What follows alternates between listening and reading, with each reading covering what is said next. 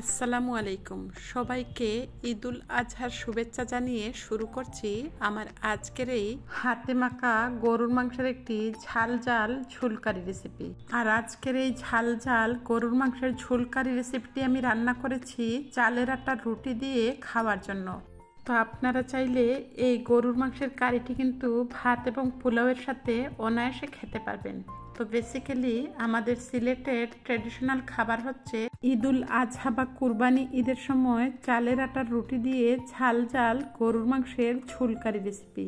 তো আপনারা চাইলে হাতে মাখা এই গরুর মাংস দিয়ে অনায়াসে ভাত অথবা পোলাওয়ের সাথে সার্ভ করতে পারেন। তো ভিউয়ার্সদের কাছে বরাবরের মতো রিকোয়েস্ট থাকবে, আমার আজকের রেসিপিটি যদি ভালো লাগে অবশ্যই ভিডিওতে লাইক দিয়ে দেখা শুরু করবেন। তাহলে আর কথা না বাড়িয়ে চলে যাই মূল রেসিপিতে। তো এই জন্য আমি খুব ভালোভাবে ধুয়ে পরিষ্কার করে নিয়েছি গরুর মাংস।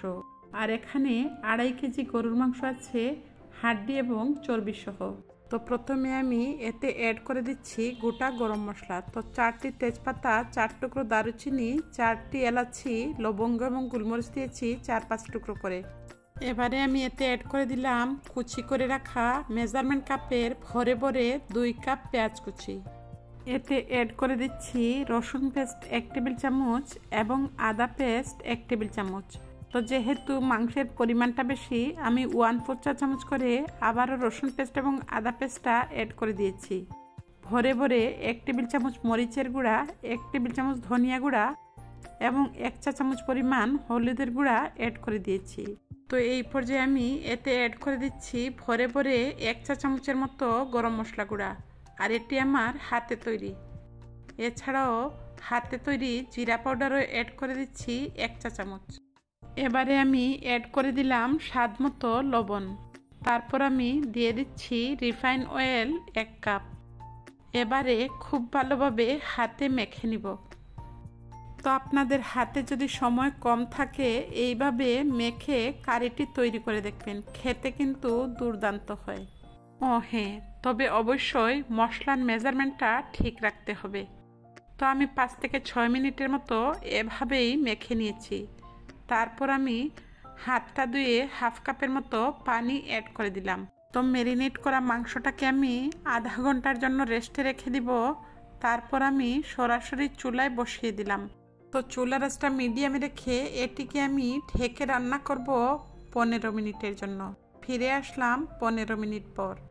দেখুন মাংসের ভেতর থেকে কতটা পানি উঠে এসেছে। তো আমি স্প্যাচুলা দিয়ে নেড়ে চেড়ে আবারও ঢেকে রান্না করব ঠিক 20 মিনিটের মতো মিডিয়াম আছে। তো ঠিক 20 মিনিট পর ফিরে আসলাম। দেখুন মাংসের ভেতর থেকে কতটা তেল উঠে এসেছে এবং মাংসটা কিন্তু 30% সেদ্ধ হয়ে গেছে। এই পর্যায়ে আমি চুলার আঁচটা লোতে করে দিয়ে আবারও ঢেকে রান্না করব 10 মিনিটের মতো। ফিরে আসলাম 10 মিনিট পর। তো এইভাবে আমি পানি ছাড়াই কষিয়ে নিয়েছি ইন টোটাল 45 মিনিটের মতো। আর দেখুন মাংসটার তেল কিন্তু খুব ভালোভাবে সেপারেট হয়ে গেছে এবং মাংসটা কিন্তু 50% সেদ্ধ হয়ে গেছে। তো আমি আবারও 5 মিনিটের জন্য ঢেকে রেখেছিলাম। এবারে ঠিক 5 মিনিট পর ঢাকনাটা সরিয়ে নিলাম। এই পর্যায়ে আমি এতে অ্যাড করে দিব ফুটন্ত গরম পানি, মাংসটা পুরোপুরি সেদ্ধ হওয়ার জন্য এবং ঝুলের জন্য। তো ইন টোটাল আমি 4 কাপ পানি অ্যাড করে দিচ্ছি। তার থেকে আমি 2 কাপ পানি শুকিয়ে নিব মাংসটা সেদ্ধ হওয়ার জন্য, আর বাকি 2 কাপ আমি ঝুলের জন্য রেখে দিব। তো প্রথমে আমি 10 মিনিটের মতো হাই হিটে জাল করে নিয়েছি এবং বাকি 10 মিনিট আমি মিডিয়াম টু লো হিটে রান্না করে নিয়েছি। এতে করে কিন্তু তেলটা সেপারেট হয়ে গেছে। এট লাস্ট আমি এতে অ্যাড করে দিলাম 8 থেকে 10টি কাঁচামরিচ। দিয়ে দিচ্ছি 1 চা চামচ জিরা পাউডার এবং 1 চা চামচ গরম মশলা পাউডার। আর অবশ্যই সবশেষে গরম মশলা পাউডার এবং জিরা পাউডারটা অ্যাড করে দিবেন, এতে করে মাংসের ফ্লেভারটা খুব বেশি ভালো আসে। আমি 2 থেকে 3 মিনিটের মতো রান্না করে নিয়েছি। এবারে চুলাটা বন্ধ করে দিয়েছি এবং আপনাদেরকে খুব কাছ থেকে দেখিয়ে দিচ্ছি আমার ঝাল ঝাল গরুর মাংসের ঝুলকারি রেসিপিটা। তো আমি এবারে একটি সার্ভিং বুলে সার্ভ করে নিচ্ছি।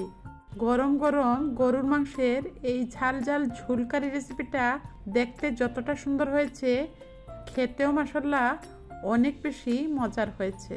তো আশা করছি বরাবরের মতো আমার আজকের এই হাতে মাখা গরুর মাংসের ঝাল ঝাল ঝুলকারি রেসিপিটি আপনাদের খুব বেশি ভালো লেগেছে।